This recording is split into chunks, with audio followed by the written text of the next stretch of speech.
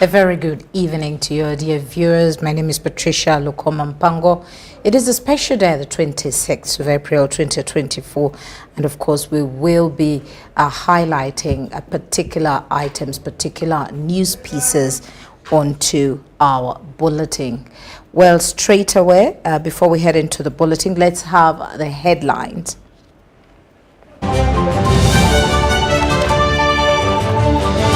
In our top stories, government pledges to support innovators as World Intellectual Property Day is marked.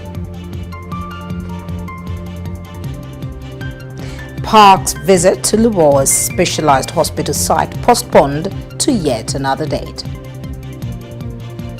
3 feared dead as River Mbaya in Chebando sub-county Kibale district bursts into its banks. And in sports, cricket cranes in Sri Lanka for last training camp of 2024 ICC T20 Men's World Cup.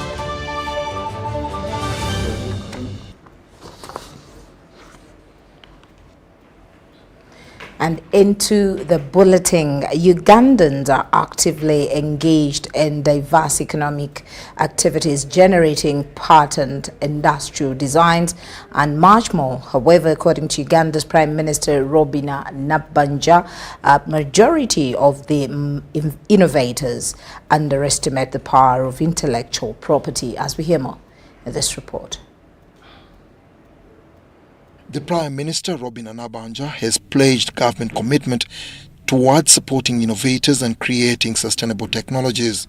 Nabanja made the commitment at the World Intellectual Property Day celebrations held at the Uganda Registration Services Bureau headquarters in Kololo. As we research, as we develop into a topic that bridges innovation, creativity, and a global progress. Norbert Mao, the Minister for Justice and Constitutional Affairs, underscored the importance of intellectual property in shaping Uganda's collective destiny. If you came with a briefcase full of money to invest in Uganda, this is where you come, and in less than 24 hours, your business will be registered. And also you will get a bank account. You will also get an investment license. Also, in case you are attracted to a gentleman or a lady who is a Ugandan, you may also decide to get married right here. These remarks were re-echoed by the UNDP country representative and the board chairman, Uganda Registration Services Bureau. These colonists would come here, extract those medicinal medicine and go and patent them. And you here in Uganda, you don't get anything. So that's why we are promoting vigorously. Innovation and human ingenuity are key to the attainment of the SDGs. By promoting innovation, technology transfer, and knowledge sharing, IP rights contribute significantly to addressing the world's pressing challenges. This year's World Intellectual Property Day celebrations are on the theme Intellectual Property and Sustainable Development Goals, Building Our Common Future with Innovation and Creativity. According to the Registrar General, URSB Masika Inobuisho, registration of an innovation remains conclusive evidence of ownership. Without that certificate, you cannot transact. Without that certificate, you cannot go to the bank to get a loan. Without that certificate, you cannot license your intellectual property, because intellectual property is also about not only ownership but also licensing, because you can own your intellectual property but give a license and share your idea with a certain company that would like to benefit from your product or your service. Intellectual property refers to creations of the mind, such as inventions, literary and artistic works, designs, symbols, names and images used in commerce. Dennis Ikoa for UBC News. The Deputy Speaker of Parliament, Thomas Taiyewa, has challenged youth to embrace responsible living and desist from reckless lifestyles. Taiyewa tells the youth to seize opportunities in the aviation industry, which they say is starving from human infrastructure. Honorable Taiyewa sounded these during the 12th graduation of Uganda Aviation Academy, where over 70 youth walked away with expertise in airport.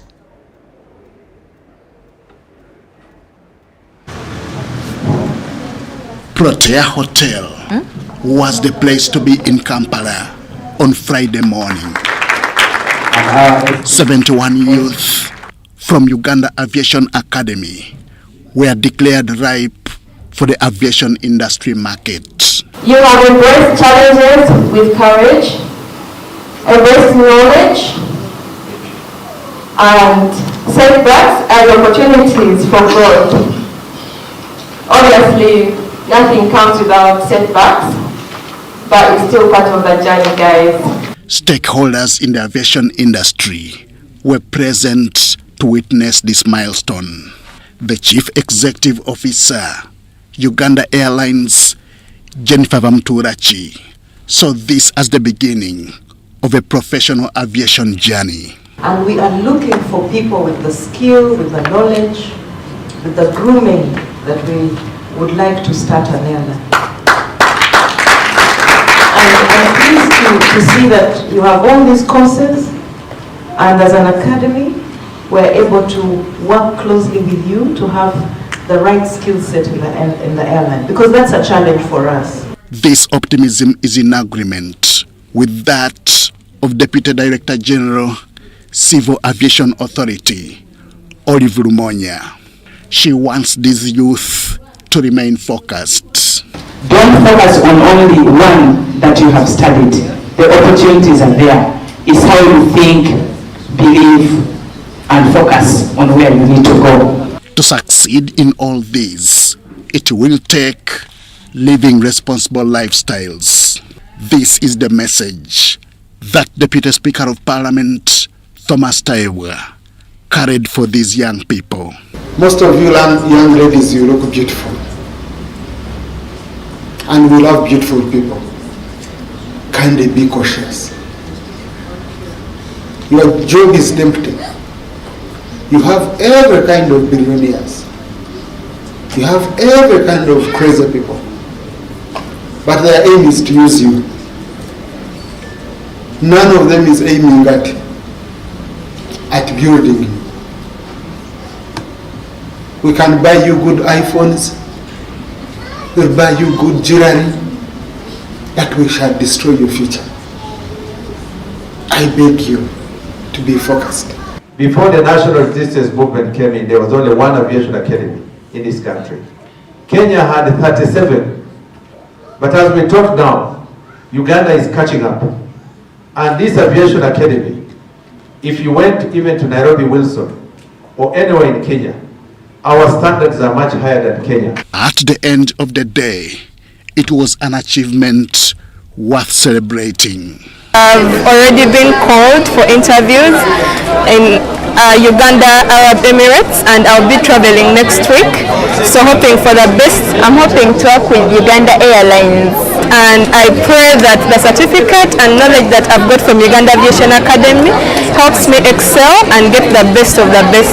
It means our standards are of the highest level. The standards we have set are what British Airways does. The standards we have set is what Lufthansa does. The standards we have set is what Singapore does. 1 and 0. As they are released into the market, all they need to excel is responsibility, commitment, innovation, teamwork, customer satisfaction, and integrity. Henry Okrut, UBC.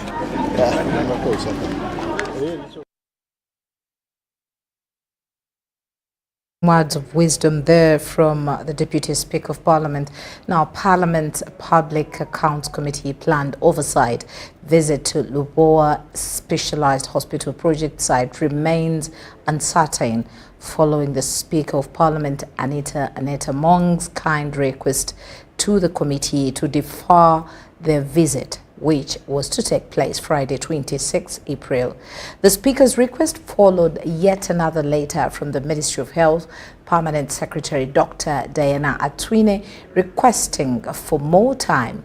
During a press conference to update the media on this visit, the chairperson of the Public Accounts Committee, Mohammed Mwanga Chivumbi, said Dr. Atwine cited the big number of the committee members who require protective wear like gumboots, reflector jackets and plastic headgears. The Public Accounts Committee of Parliament is to call back officials from Ministry of Health on Monday next week to answer queries in the Auditor General's report after their efforts for an oversight visit to Lubowa Specialized Hospital site failed to mature. The committee made a decision to visit the site during a sitting where they requested the Permanent Secretary, Minister of Health, Dr. Diana Atwine, to organize a visit for them to the site to assess the works as per the query in the Auditor General's report 2022-2023. This was sparked off by the project engineer issuing a certificate of milestone completion of the project, where the Auditor General discovered an overpayment of 286 billion shillings. He said in the committee that he issued them in a full knowledge that work equivalent was done and disputed the report of the Auditor General as a false report. Accordingly, the Permanent Secretary, Minister of Health, Dr. Diana Atwine, acted fast and wrote to the managers of the project, who replied and requested to extend the visit to a later date of 22nd April 2024. However, this was not to be, and the visit that was meant to happen on 26th April has been deferred to another date. Clerk to Parliament, oversight visit to Lubowa Hospital by the Public Accounts Committee. Accompanying this visit comprises of over 50 members of Parliament and staff, including members of the press. Given the substantial size of the delegation, the developer has expressed the need for additional time to procure the necessary the necessary personal protective equipment, PPE, to ensure the safety of all the visitors during the visit. Consequently, an alternative date for the visit will be communicated. This letter was to the clerk. The clerk referred it to the speaker. Okay? And the speaker wrote a comment on it. Kindly defer the visit to Lubowa.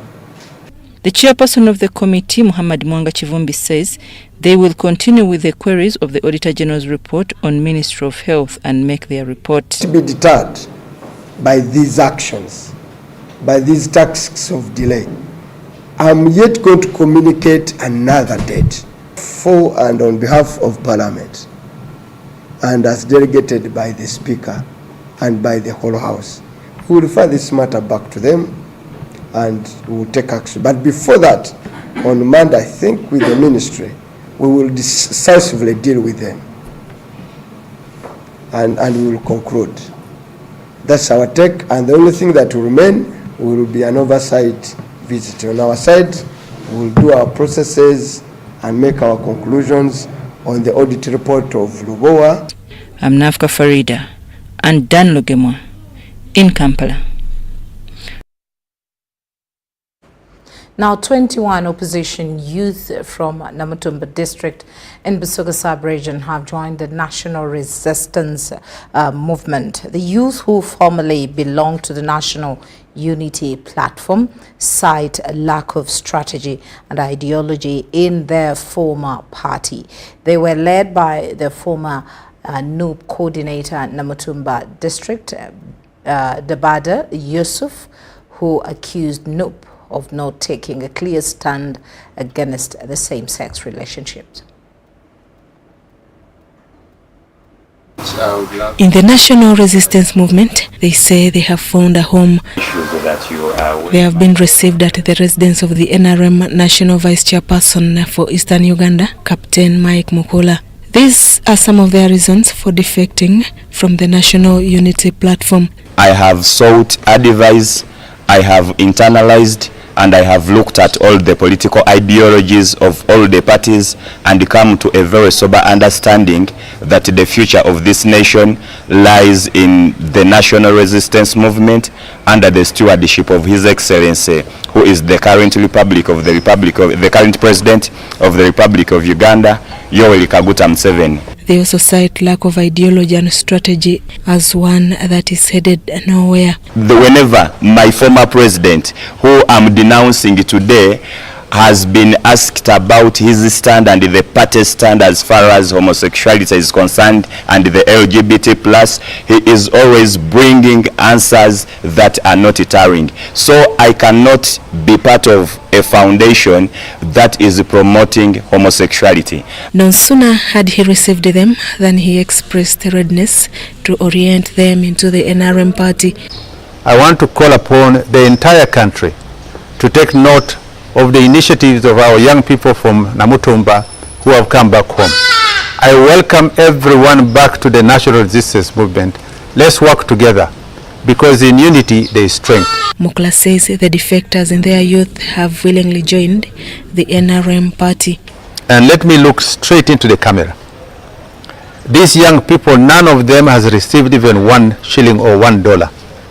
In any case, what do you have to pay? And if you are to pay, who do you pay and who don't you pay? I want to say that the ideological clarity, the line of thought, as Ndabada, my young brother, has said, is that he has come out with clarity, with a common understanding that is joining a party with clear ideological direction, which is anchored on the vision the country has under the leadership of Mzee General Yoweri Kaguta Museveni. The defection of these youth comes less than 2 years towards the next general election as political temperatures continue to gain more steam. Susan Naung and Henry Krut reporting for ABC TV. The government of Uganda, through the Uganda Land Commission, has handed over land titles to 900 beneficiaries in Mubende district. The titles were handed over by the Lands Minister Judith Nabakoba during this year's belated Women's Day celebrations for Mubende district. This is belated Women's Day celebrations for Mubende district. These celebrations have been hosted at Kigando Sub-County Headquarters, with the Minister of Lands, Judith Nabakova, gracing it as a chief guest. Although this is belated Women's Day celebrations, it has been overshadowed by the handover of land titles by Government of Uganda. As the Minister responsible, I'm pleased to report to you the new land lots. And I want to commit our ministry and also Uganda Land Commission to continue doing the same in Mubende. The land purchased by Uganda Land Commission is approximating to 518 hectares and has been secured from one Maurice Peter, a son to the late Benedict Chwanuka. Government has also compensated a neighboring parcel of land here in Chigando, comprised in Muwekula Block 247, Plot 21, which is belonging to Kawuchi Martin, and similar activities are also ongoing. The beneficiaries include schools, churches, wetlands, and Chigando Sub-County Headquarters has also secured the land title. The land fund has now arrived in Mubende district, which is part of Buganda sub-region. We want to thank His Excellency, the President of the Republic of Uganda, for having seen it wisely to ensure that as a ministry, we secure land tenure rights through issuing land titles. For Minister Judith Nabakova notes that by so doing this, the government is intending to mitigate land-related matters in families and communities. This is the beginning of a mass process that is going to roll out throughout the country, because we are looking at titling the entire country. Right now we are at 30%, but we want to reach around 60 or 50%. when the entire country is titled, because we believe in titling. If land is titled, it reduces conflicts, the boundary conflicts, but also conflicts of those who want to grab it from the bona fide and lawful occupants. Robert Onyango, your basic news. Now, 3 people are feared dead and many others injured after a river Mbaya in Chevandu sub-county, Kibale district bursts its banks, washing away several homes and property. 3 people are feared dead and many others injured after River Mbaya in Chevandu sub-county, Kibale district burst its banks Friday morning. The heavy downpour that led to the overflow of the river also washed away property and cut-off roads linking Chisalizi to Chevandu and Kasimbi sub-county in Kibale district. Omusajja wange mwegesa ayegesa kiengabi amaizi gamukwatireyo takyasobola kukoraki kugaruka kuchwanganiza kukyora kuno. The incident left 3 people missing, some injured and others displaced.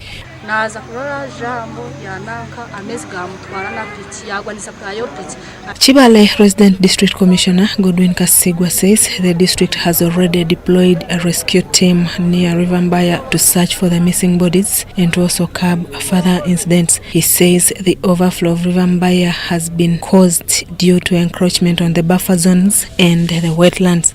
Now, one of the causes of Mbaya burst, people have encroached all the wetland wedges and buffer zones. The home of water has been encroached. Water has no space where it can keep itself.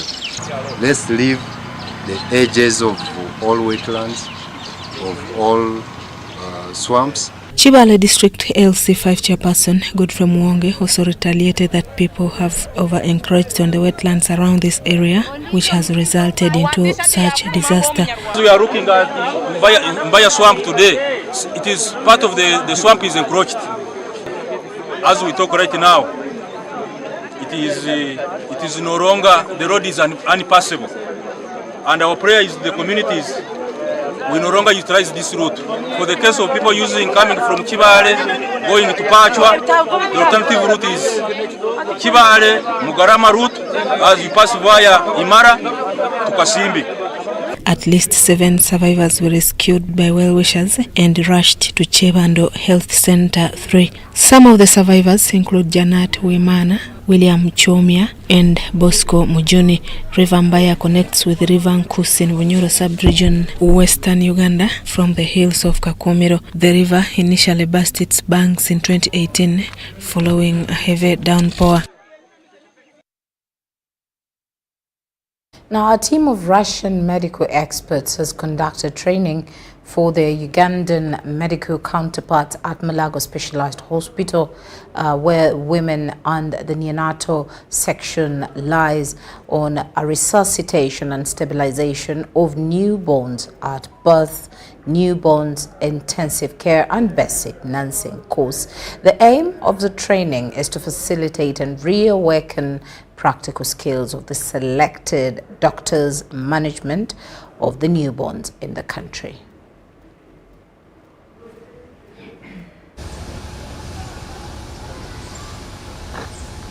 A team of neonatologists and midwives from Russia have conducted a 2-day training to a group of obstetric doctors and nurses from Kawempe, Naguru, Entebbe and Mulago Specialized Women and Neonatal Hospital. The training focused on management of newborns and complex obstetric conditions, resuscitation and stabilization of newborns at birth and newborn intensive care and basic nursing course. The Deputy Director, Mulago Specialized Women and Neonatal Hospital, Dr. Jolie Nankunda, expressed concern over increase of babies dying in neonatal period, saying this training couldn't have come at a better time.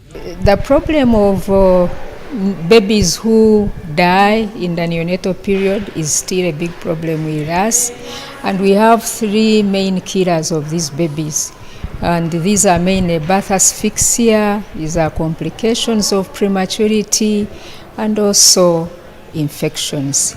And in this training, these are the problems we have tried to focus on mainly to discuss And since we drew participants from these hospitals, we hope that this can be a continuing thing. These are going to go back and they'll be able to give feedback and share what they have learned in this training with their colleagues on the ground. A team of Russian medical experts noted that training focuses more on infection prevention, asphyxia and issues related to difficult delivery. Мы обучаем, как справиться с дистоцией.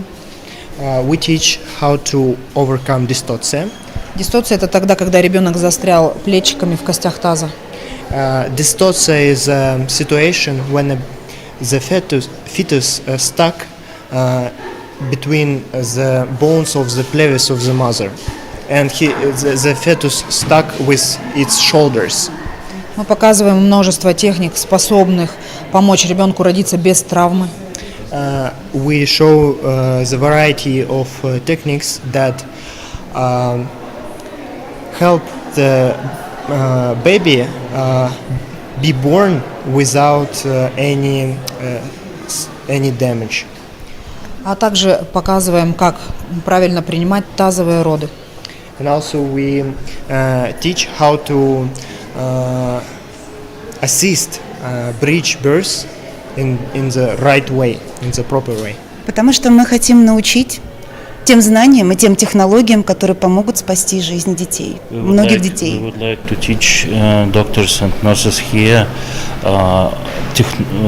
technologies and protocols and practice which could help to save many lives here in Africa.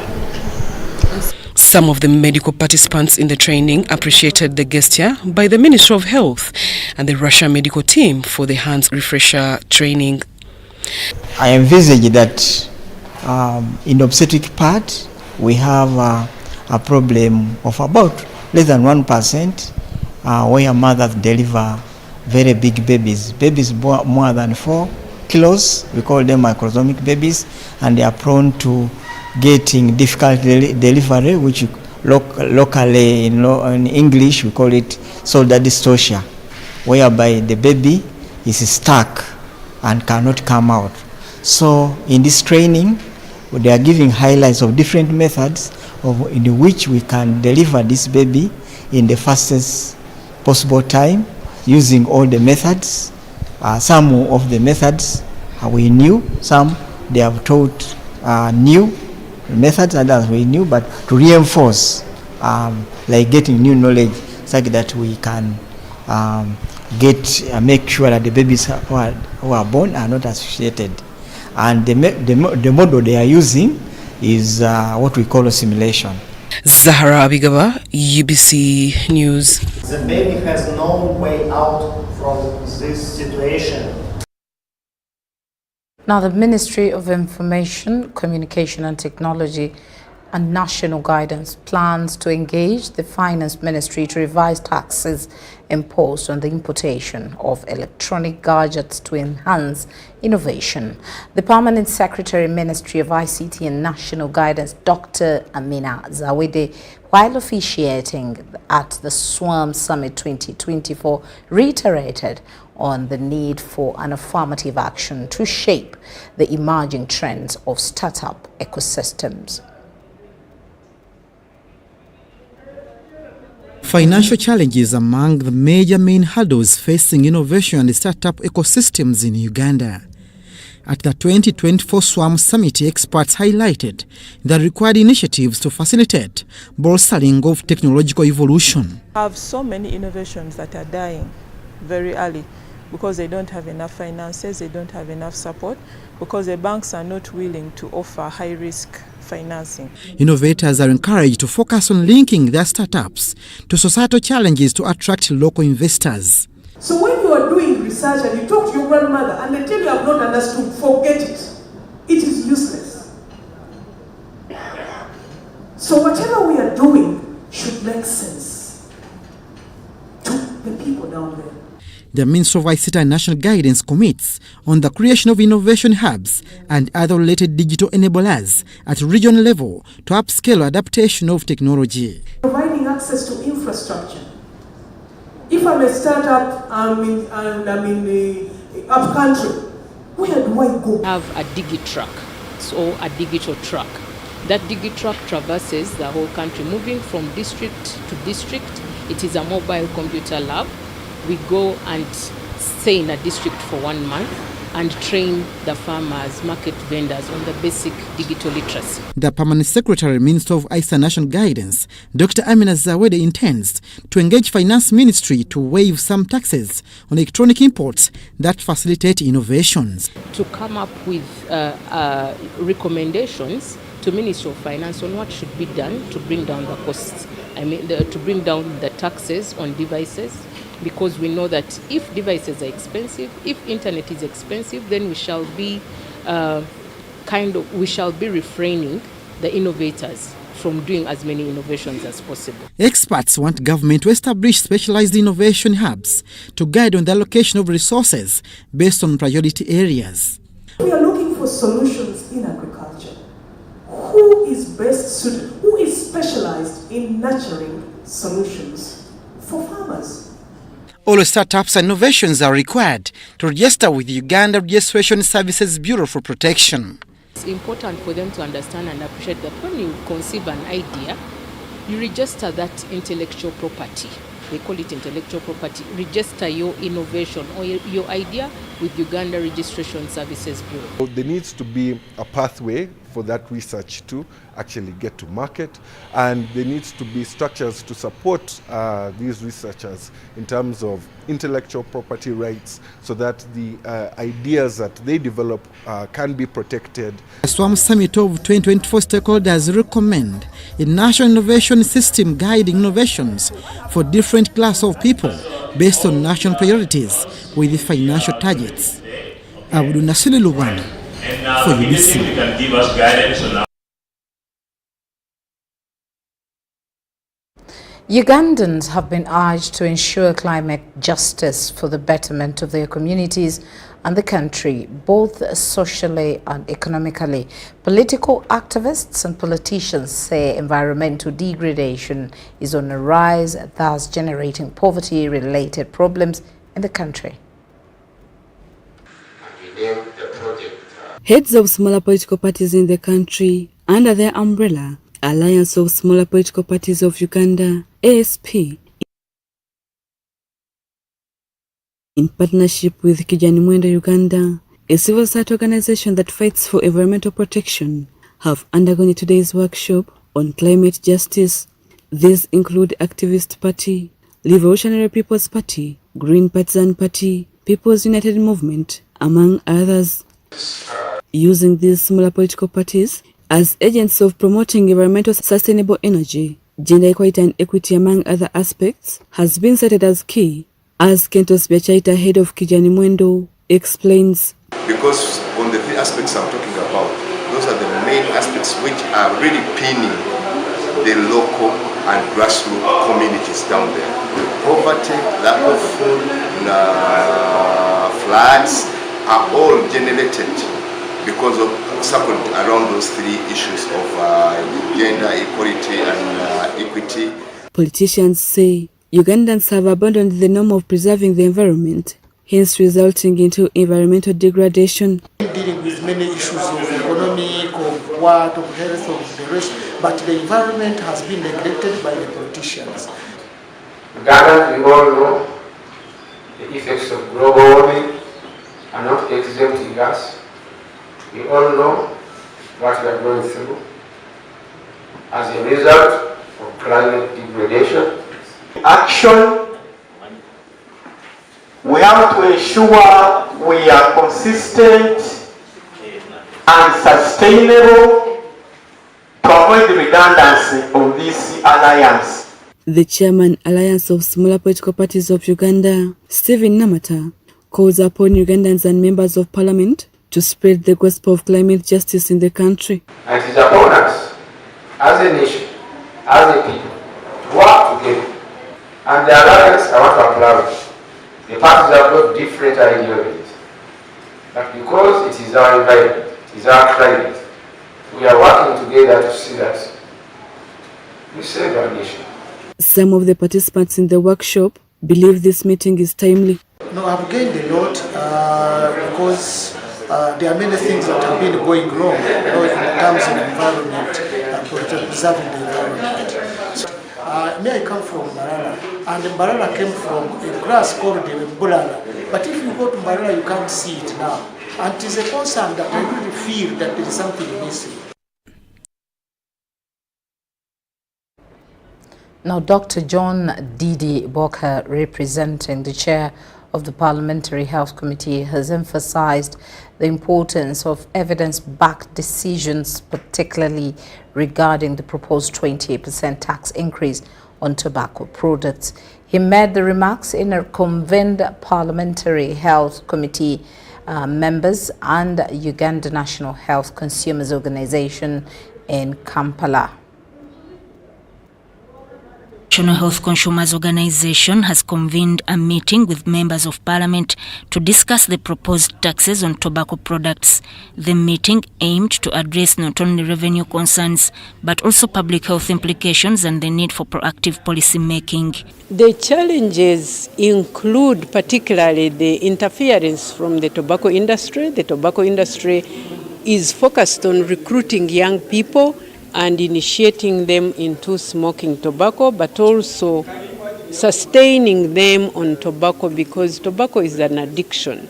And once young people start, then they don't stop. Dr. George Didi Boka stressed evidence-based decisions for the 20% tobacco tax increase proposal, with clear statistics needed. Therefore, as government, beyond skewing ourselves to only taxation, it may also be important for us to adopt a government-wide approach that looks at one regulation on the one hand, ensuring we have an enabling legal and regulatory framework to make the healthy choices, easier choices for our citizens.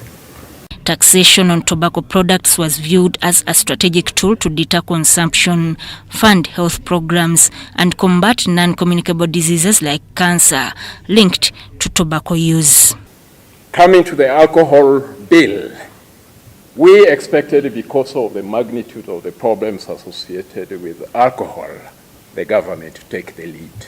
And the Ministry of Health and the other line ministries that in one way or another are affected by alcohol to drive the process. Bataringaya Basil, MP for Kashari North, stressed the complexity of stakeholders involved, including manufacturers, investors, consumers, and health advocates. There are two major players on this. There are those who are manufacturing the product. Actually, there are three. There are those who are manufacturing the products. They are investors and therefore interested in money. So in those, I take even those who sell the product. Then on the other side, there are consumers who are interested in consuming or as a result of addiction. But thirdly, there are those who want to prevent the negative effects of these products. Charlene Betty Louke, also from the Health Committee, highlighted the challenges posed by the tobacco industry's efforts to recruit and sustain young smokers. The taxation might affect the manufacturer, but again, at the lower level, those the consumers, there will still be increment in the cost of alcohol. But by what I would wish the Ministry of Health to be more concerned is that it is going to be duplication of types of alcohol. Sudat Kaye and Robert Whiter, UBC News. And in a Lebtong, Minister for Local Government, Raphael Majezi, is dismayed by the poor performance of funds sent to local governments to benefit the local people. The minister's concern was based on a Lebtong district where only 168 million out of 3 billion shillings has so far been disbursed under the Local Economic Growth Support Project. Minister for Local Government Raphael Majezi has directed Microfinance Support Center to disburse all funds sent by government under Local Economic Growth Support Project in 3 months. he was unhappy with the delayed utilization of funds by local governments. We have in store 3 billion shillings for Aleptong district, money which can be borrowed by the youth, by the women, by young active workers. Out of 3 billion which is available, we've only seen utilization of 168 million, very low utilization. So I've directed the project staff and the microfinance support center.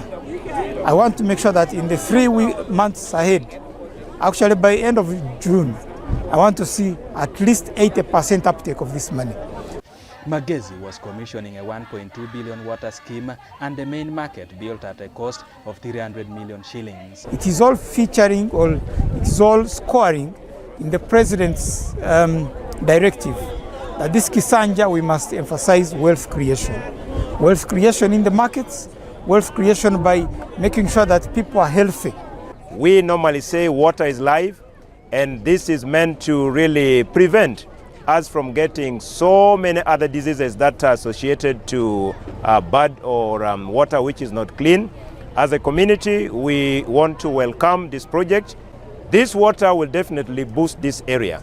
The water scheme will serve over 800 households, enhance livelihoods of families in Abaco, a community that hosted internally displaced people during the LRA insurgency.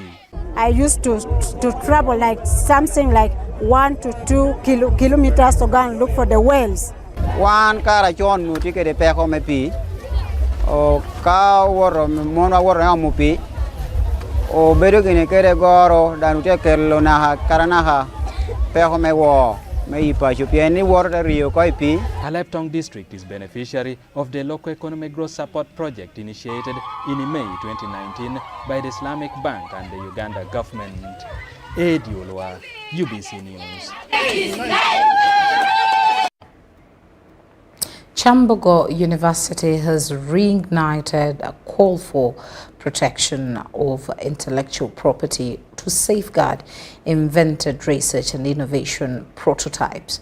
This was at the 3rd Chambogo University STEAM Festival, where the university staff and students exhibited science-led innovations and research. Government Program of Financing Research and Innovations in Higher Institutions of Learning, universities have invented several research and innovations which are ready for commercialization. If we can continue to reach out to the private sector, they can come in. But again, we're having more interactions with the private sector to make them get to know what it is we're doing in the different fields, which are the focal areas of the university, and to understand what their needs are, because our research has to be tailored a lot to what the industry needs. Chambogo University wants government to upscale on the Innovation Fund and establish a clear regulation to safeguard invented innovations. If you fear your ideas to be stolen, and again you don't have the money to invest in developing the idea, it is very easy to drop dead and you die with your idea. So there is a risk of intellectual theft. But again, you can't keep away forever. We call upon government really to strengthen the IP policy and the laws which are there. During the 3rd Chambogo University STEAM Festival, experts showcased feasible science-led innovations to counter societal challenges of climate change and technological solutions for socio-economic transformation. The gap we have is from moving most of our prototypes from the lab, have them tested to ensure that they conform to what is needed for them to go out in the industry, but also to increase the base of research that we are doing, because every year students are doing research, staff members are doing research, and we have increased the graduate programs we have and PhD programs. So we have a lot of research that is ongoing. The university is forging partnerships with the private sector to commercialize innovations and research. The public with special innovations is also invited at the university for formalization. We now welcome what we call SMEs, whether they are educated or not educated, so long as you have a project that can be improved and has a bearing to social improvement, we welcome you. In the 2nd edition, we had a number of these ones, and we hope in the future the number will keep growing. What we are looking towards is having very many projects out there. And with that, we welcome any funding that is coming in from the private sector, but we are looking at increasing the funding base that the government is giving us. The government investment in research and innovation in this fourth industrial revolution has resulted into emergence of new technologies to match the National Development Plan 3. Mario Nawori and Rogers Komagum for UBC.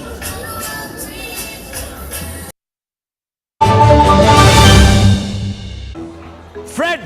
Osmosis. Freddy! Fred Dollar, my boss, CEO Inojo, the general of generals, the conqueror of conquerors, the first and the final, the sky above the skies, the promised land, the terms and the conditions, the international king crocodile, the source of the Nile. I don't have money today. Just take a polite loan of 200k to stock my shop. The signs and symptoms of success. The bank commander, not the bank teller. Why hassle for a loan when you've got MTN Momo? We're sorting. Use the Momo app or dial *165*5# for all quick loans. Choose from the different loan options from our partners and get one that works for you. Together, we're unstoppable. Once upon a time, there lived identical twins who gave birth to beautiful princes and princesses. Their mothers gave their babies' bodies a lot of care by applying on their skin with Baby Junior jelly. Though dried their chariots and everyone would admire their glowing skin, fun fact, Baby Junior prevents diaper rash, dry and sensitive skin. Moms all over Africa love Baby Junior jelly. Baby Junior's the skin. No more worries anymore. Boo, boo, boo, boo, boo. Baby Junior. Baby Junior. Hi Fifi, how are you? I'm fine. Baby, whenever I eat chips and chicken, I feel stomachache, joint pain and body weakness. My dear, go to MX Nutrition Center and learn the best food for your body. And get treatment according to your blood group. Are you sure? Yes. By the way, do you know your blood group, genotype, and how much you need to exercise? Come to Timex Nutrition Center for professional advice on how to manage your health and immune boosting. At Timex, we treat diseases like diabetes, arthritis, ulcers, obesity, pressure, and many more. For details, find us at our headquarters in Kampala on Nasa Road, Conrad Plaza, 2nd floor. We also have a branch in Barara, or call us on 0758 819952 or 0778 288361. Timex, be your own doctor. The Uganda National Oil Company, UNOC, is wholly owned by the government of Uganda and was established to safeguard and promote Uganda's commercial interests in the petroleum sector. UNOC has two subsidiaries, the Uganda Refinery Holding Company, URHC, which will hold a 40% stake in the 60,000 barrel per day refinery and manage the development of Kabalega Industrial Park, and the National Pipeline Company Limited, NPC, in charge of pipelines, storage, and downstream business ventures. This subsidiary holds 15% interest in the East African Crude Oil Pipeline, EACOP. EACOP is a 1,445-kilometer long pipeline that will transport crude oil through 10 districts in Uganda to the port of Tanga in Tanzania. UNOC is also actively engaged in crude oil exploration, development, and production activities, and its participation role includes a 15% stake in the Tilenga, Nwoya, and Bulisa, and Kingfisher development projects, Chikure. UNOC also holds the exploration license for Kasuruban Block in Hoima, Bulisa, and Masindi. UNOC currently owns and manages the Ginger Storage Terminal and will build a 320 million litre capacity terminal in MPG called the Kampala Storage Terminal. At UNOC, we're harnessing the potential of Uganda's petroleum resources, forging a sustainable future and preserving the natural beauty of Uganda. UNOC, your partner in Uganda's oil and gas industry.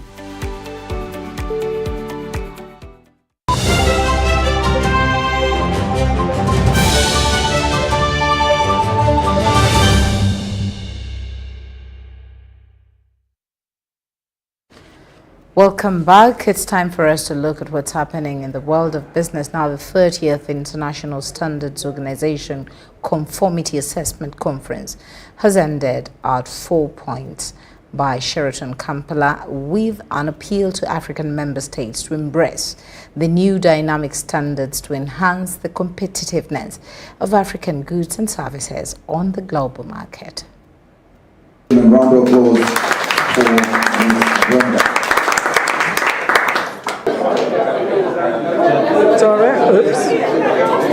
Now, every year, a group within ISO, the International Organization for Standardization, meets to discuss a specific sector of standards, and these are the standards related to conformity assessment. Conformity assessment includes activities such as inspection, testing, certification, and the like. So the standards being discussed over the 4 days this week are standards on conformity assessment, and as Uganda we are proud to host this international event. Of standard is going quite very well.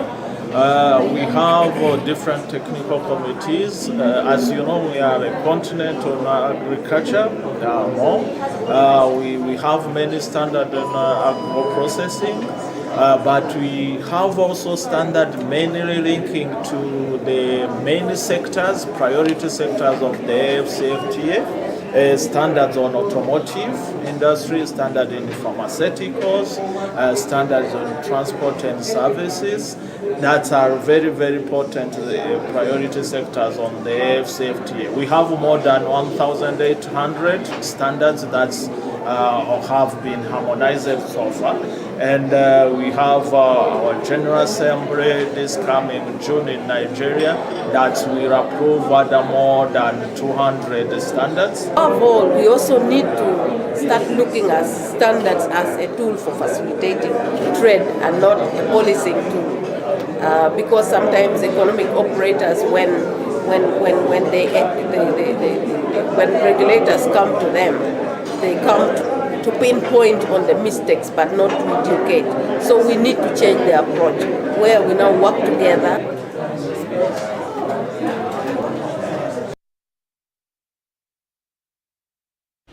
Now, if the newly developed infrastructure is anything to go by, Kitgum Municipality could become the next city after Gulu and the Acholi sub-region in northern Uganda.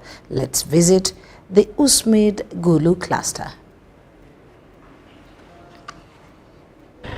For the last 5 years, Kitgum Municipality has known mainly two words: progress and development. Business is booming, traders are not complaining, and merchandise is sellable. This is attributed to infrastructure development initiatives that have seen roads successfully upgraded. The roads have helped us a lot, mostly with my business. There is no dust. There is no, anyway, even I am open now to customers. They just pass and buy without dust. The scheme behind these developments is what is known countrywide as the Uganda Support to Municipal Infrastructure Development, USMID. Here in Kitgum, it has been held into segments, including the ongoing additional funding phase. From 2018 to 2023, I want to say we have been having 2 phases of implementation of USMID in the municipality. The first phase was done by China Railway 18th Group, where we constructed roads in quarters and in the CBD.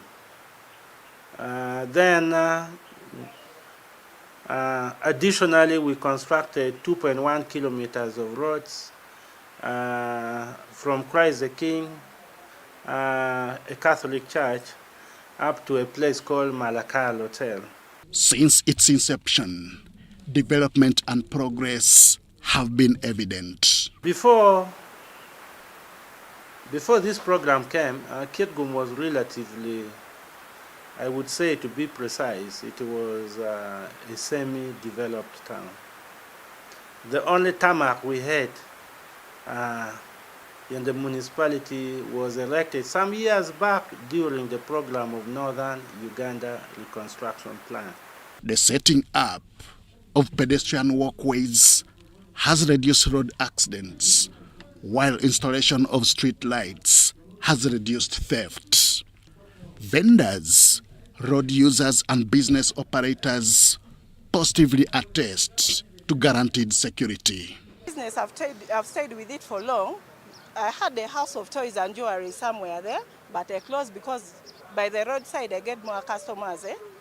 And it has helped me a lot. I've built my own house. We have really rapid changes and development and the growth. When the development is there, definitely the people are growing. So I want to thank the government of Uganda really to give us the development which you are seeing right now. The roads that they have constructed, they have helped us in very many ways. First of all, they have helped us to be organized in that the vehicles and the motorcycles are parked on one side.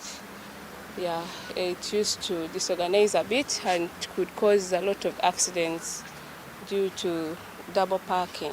Kitgum municipality could be a city in the making if all factors remain both constant and progressive. These roads are facilities. We have the highland, which is accommodating the street lights. We have the cyclist lanes, which are for cyclists, whether they are border people or motorcycles or bicycles. Then we have the 1 meter, which is for the drainage. Then the last lane on the extreme left and extreme right is the pedestrians' walkway. Kitgum is on the path to catch up with other urban centers that have equally benefited from the USMID.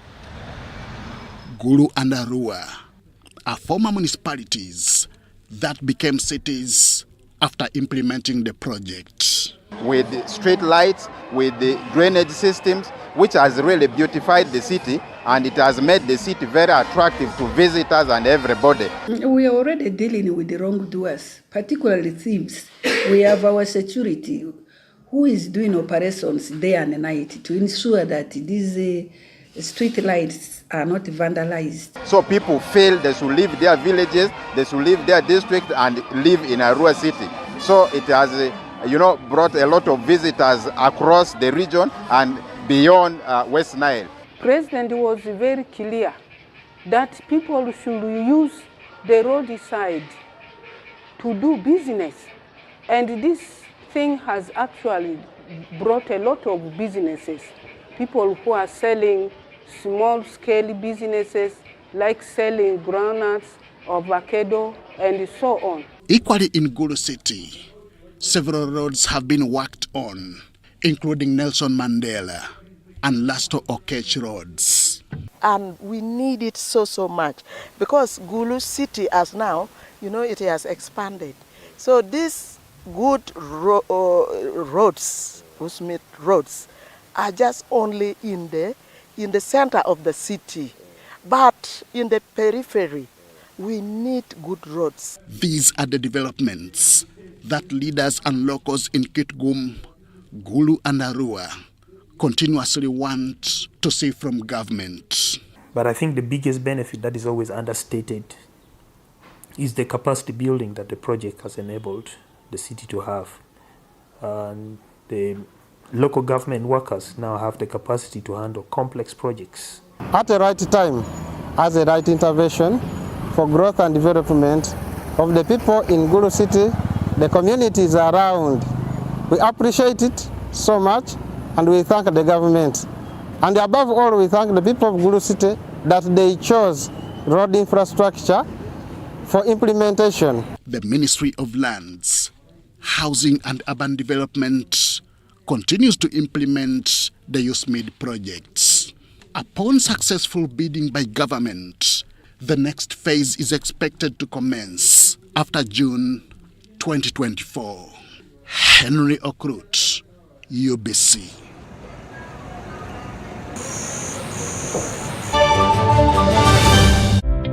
ebiseera by'okuzaayo abaana mu masomero tebiteekwa kukaluubiriza n'akatono. Eno kusimba nnyiriri mpanvu, kano kalippagano ka bidduka.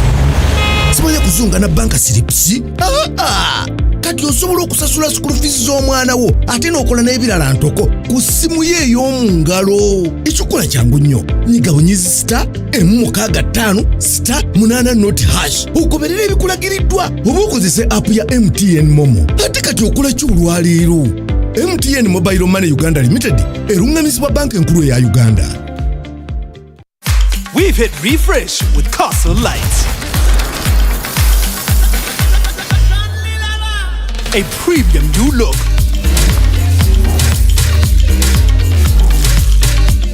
With a shiny silver label. An innovative cold indicator. A premium green neck label for a crisp and easy drinking beer. Fresh new look. Experience the fresh Newcastle Light.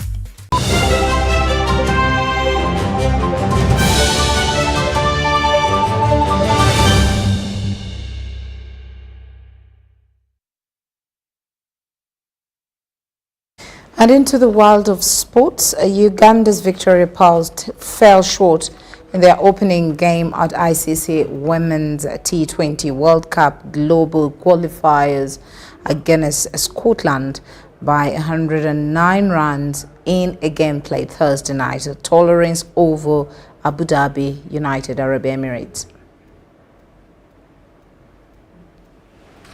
Missed runouts and missed stampings marred the first innings of the Victoria Pearls, who were outshone by the higher-ranked Scotland side. Uganda won the toss and elected to bowl first, playing under the lights in a competition for the very first time. However, they failed to put sustained pressure on the Scottish batting lineup, conceding 161 runs for 3 wickets in 20 overs. In the run chase, Uganda's poor form continued with the batters being dismissed without troubling the scorers, reducing the team to 5 for 23 runs inside 7 overs. Fiona Kulume lifted the weight with double figures as wickets fell around her, but Uganda was eventually bowled out for just 53 runs all out in 12.2 overs, losing by 109 runs. I think we bowled a couple of loose balls, and Scotland gave us so many chances that we did not take. But going into the next game, I think that's an area that we are looking, that we're going to try and improve on. Make sure we take every opportunity that every batter gives us. I think we could have restricted them to less than 100 runs had we taken our chances. There was a serious lapse in the field, having 13 dismissals all missed. I think we didn't turn up today, especially in the field. All the plans that the bowlers had were prepared for them. They had begun well, but towards the end, they totally went off the plan. Against the US, we want to see a much more better fight. We want to see them be more consistent in terms of the game plans. We want to see them take these dismissals, at least 13 dismissals missed in a T20 game, too many. The loss puts a dent in the Victoria Pearls' hopes to make it to the World Cup 2024. However, if they can win all their remaining games, they will finish second in the group. The top 2 teams from the group proceed to the semi-finals, and the finalists make it to the World Cup. Uganda will be back in action on Saturday, 27th April 2024 at 4:30 p.m. Ugandan time against the USA. Grace Joyce Kemgisa, UBC News.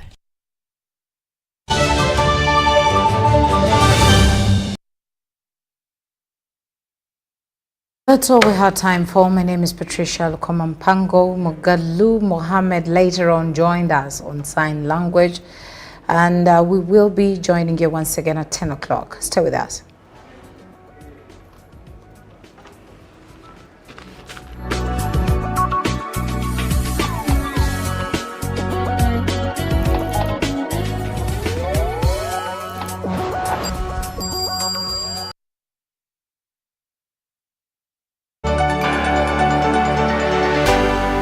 UBC, inspiring Uganda.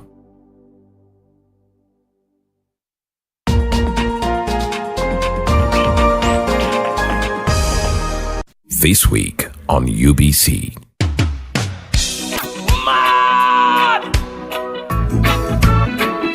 It's the freak himself, DJ Santos, the problem. Oh my God!